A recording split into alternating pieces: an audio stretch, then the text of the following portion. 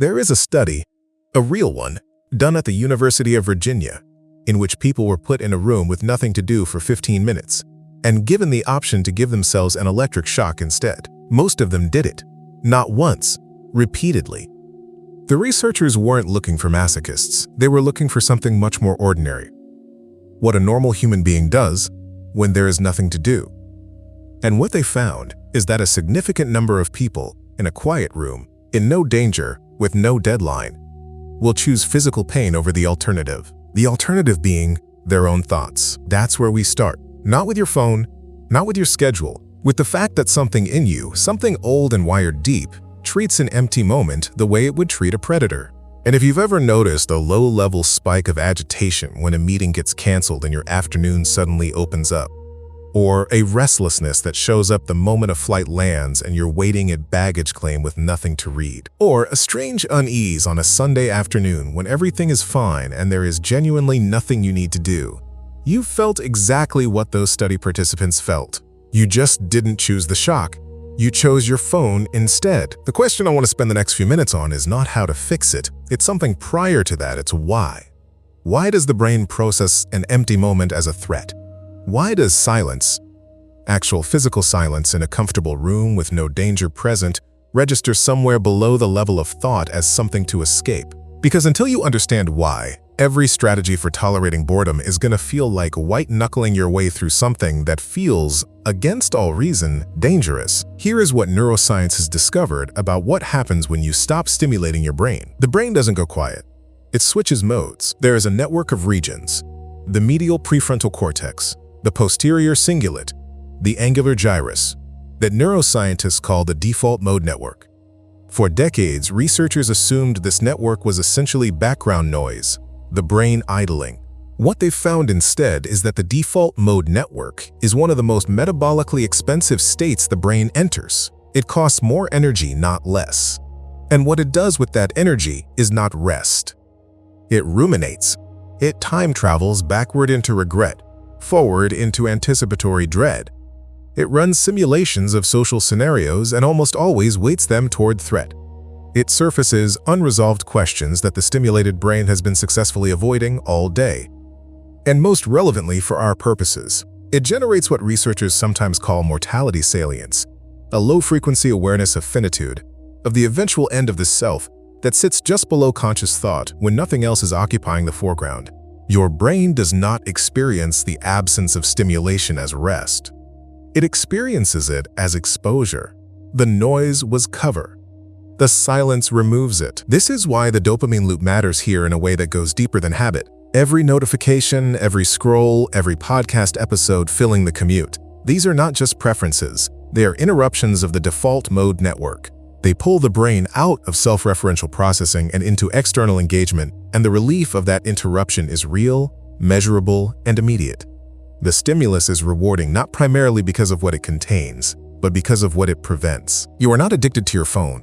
You are using your phone the way a person uses a light left on at night, not for what it illuminates, but for what it keeps at bay. But here is what the neuroscience alone cannot tell you. It can tell you what the brain does.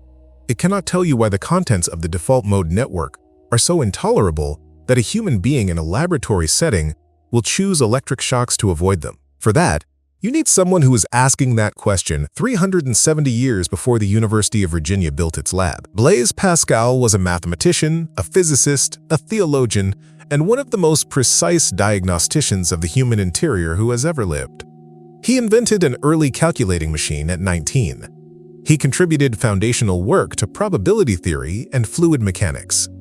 And somewhere in the middle of his short life, he died at 39. He turned the same precision he brought to mathematics on the question of why human beings cannot be still. What he wrote is collected in his Pensées, notes, fragments, arguments assembled after his death. And the fragment that concerns us is one of the most quoted and least understood passages in Western literature. Here is what Pascal actually wrote, in French. Tout le malheur des hommes vient d'une seule chose, qui est de ne savoir pas demeurer en repos dans une chambre. The standard English rendering, the one you'll see on posters and in productivity books, translates this as, all of man's problems stem from his inability to sit quietly in a room alone. That is a fair translation. But it loses something. The word Pascal used is not problems, it is malheur. And malheur does not mean problems, it means misfortune, misery, wretchedness. All of humanity's wretchedness comes from one thing: the inability to remain at rest in a room. That is a different claim. Problems can be solved. Wretchedness is a condition. Pascal was not writing a productivity note. He was making a structural diagnosis of the human creature, that the restlessness is not a habit to correct, but a symptom of something much larger and much older than any individual screen time. The distinction matters because it changes what you're looking at when you feel the spike of agitation in the empty afternoon. You're not looking at a bad habit. You're looking at something Pascal spent his life mapping. He illustrated it with a thought experiment in the Pensées that has stayed with me since I first read it, because of how unsparing it is. Imagine a king, Pascal says. A king who has everything: wealth, power, every material comfort, courtiers to attend him, entertainments available on demand. Now remove the entertainments. Send away the courtiers. Leave the king alone with himself, in the silence of his own rooms, with nothing to do. What happens? Pascal's answer: the king cannot bear it. Not because he lacks courage, not because something is wrong with him, but because, without the distraction, what Pascal calls divertissement, the great word of his diagnosis, which means diversion, turning away, the deliberate occupation of the self with something other than itself, the king is left with what every human being is left with when the noise stops: his own interior and the thoughts that live there. Pascal's point is not that the king is weak. His point is that the king is human.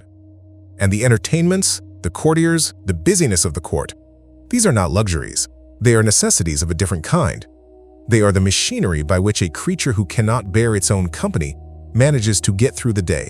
Now here is where I want to slow down for a moment, because this is the part of Pascal's diagnosis that tends to get skipped in casual citations of the room fragment. He is not describing a character flaw. He is not saying that if you meditated more, or prayed harder, or had greater spiritual discipline, you would be able to sit in the room. He is saying that the inability to sit in the room is structural, that it belongs to the condition of being human in a particular way, and that the divertissements we reach for are not signs of laziness or shallowness. They are sophisticated, relentless, almost universal strategies for avoiding something the self does not want to confront. The question his thought experiment leaves open, and this is the question I want you to hold for a few minutes, because the answer is, where everything changes, is what, exactly, is being avoided. Because it's not boredom. Boredom is just the name we give to the moment when the divertissement fails, and the avoidance stops working. What is underneath the boredom? What the brain's default mode network surfaces when the noise goes away, what the king in his silent rooms begins to feel, is something more specific than that. We'll get there. But first, there's something I want to tell you about what Pascal did with his own diagnosis. On the night of November 23, 1654, Blaise Pascal had an experience he described as fire. Not metaphorical fire. He wrote the word in capital letters, F-E-U. For about 2 hours, between roughly 10:30 at night and midnight, something happened to him that he spent the rest of his life unable fully to describe, only to record. He wrote it down on a small piece of parchment, and then he sewed that parchment into the lining of his coat. Not in a drawer, not in a book, in his coat, so that it was always against his body. When he died, his servants found it sewn into the lining. We call it the memorial.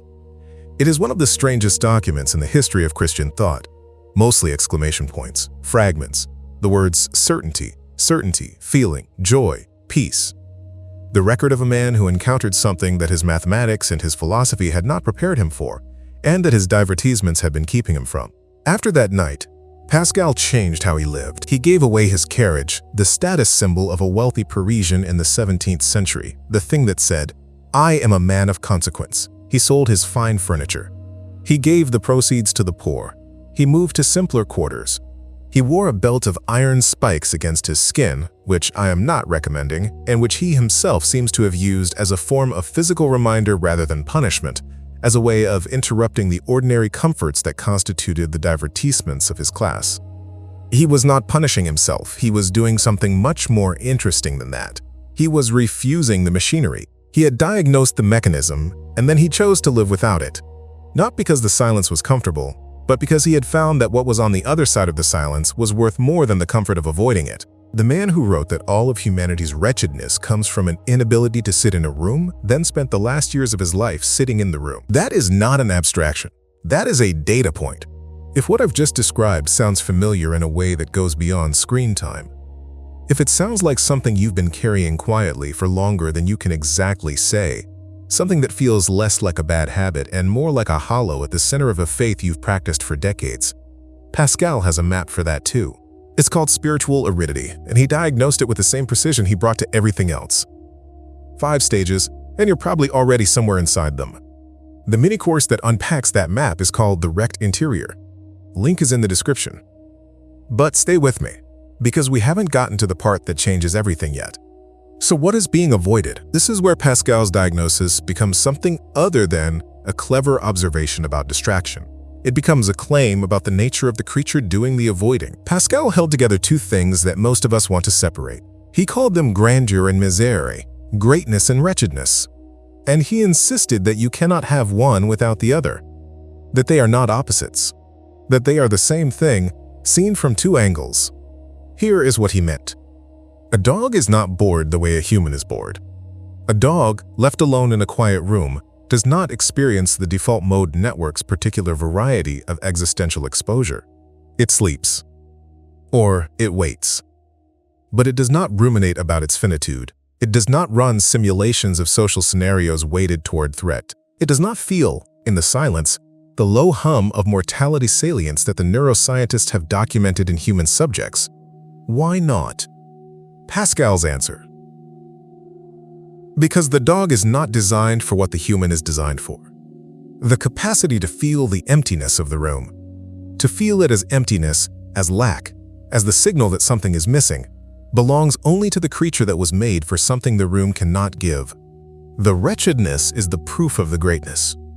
And this is the inversion I want to make sure lands, because it is easy to hear and hard to actually receive. The spike of agitation you feel when the afternoon opens up is not evidence that your nervous system is broken. The restlessness that reaches for the phone before you've even consciously decided to reach for it is not evidence of a shallow interior life. The dread that surfaces in the quiet, the unease in the silence, the way your mind generates urgency out of nothing when nothing is what you have, none of this is the problem. It is the signal. Pascal wrote, in a fragment that sits quietly near the heart of the Pensées, "Man's greatness comes from knowing he is wretched. A tree does not know it is wretched. The knowing is the greatness." What the default mode network surfaces when the divertissement fails, the dread, the rumination, the mortality salience, the confrontation with the self, this is not noise to be silenced. It is the interior life attempting to be heard. And every time you reach for the phone, you are not managing a bad habit. You are making a choice, which is this: to keep the door closed. The people in the University of Virginia study who chose electric shocks over 15 minutes alone with their thoughts were not making an irrational choice. They were making the most human choice possible: to keep moving, to keep stimulated, to keep the interior at a distance where it cannot speak. Pascal chose otherwise. Not because the silence was comfortable, he was too honest to pretend it ever is, but because he had stopped treating the discomfort as the enemy. The threshold you're looking for, the one I mentioned at the beginning, the threshold your brain has to cross before boredom becomes something other than threat, is not a neurological setting. It is not achieved by a dopamine fast or a screen-free weekend, though those things have their uses. The threshold is a reorientation. It is the moment when you stop trying to fix the feeling and start asking what the feeling is pointing at, which is a harder thing to do than any detox, and also the only thing that actually works. Pascal ends one of the most famous fragments in the Pensées with a sentence that I think is best read slowly because it earns its weight. "Man is but a reed, the most feeble in nature, but he is a thinking reed. The reed can be crushed by a drop of water. A vapor, a breath, is enough to kill it. In the face of the universe, it is nothing. And yet," and here Pascal makes the turn that gives this channel its name, "all our dignity consists in thought. The universe can destroy the reed without knowing it has done so. But the reed knows it is being destroyed. And in that knowing, in the consciousness that registers the threat, that feels the silence as silence, that recognizes its own fragility, is something the universe, for all its vastness, does not possess. The agitation you feel in the quiet room is the thinking reed, bending in the wind, trying to remind you what you are made of. You don't have to fix it, you have to listen to it. If you've walked out of a Sunday service in the last few years feeling something you couldn't name, not angry, not doubting, just empty, like you'd gone through the motions of something real without touching the thing itself, tell me when it started.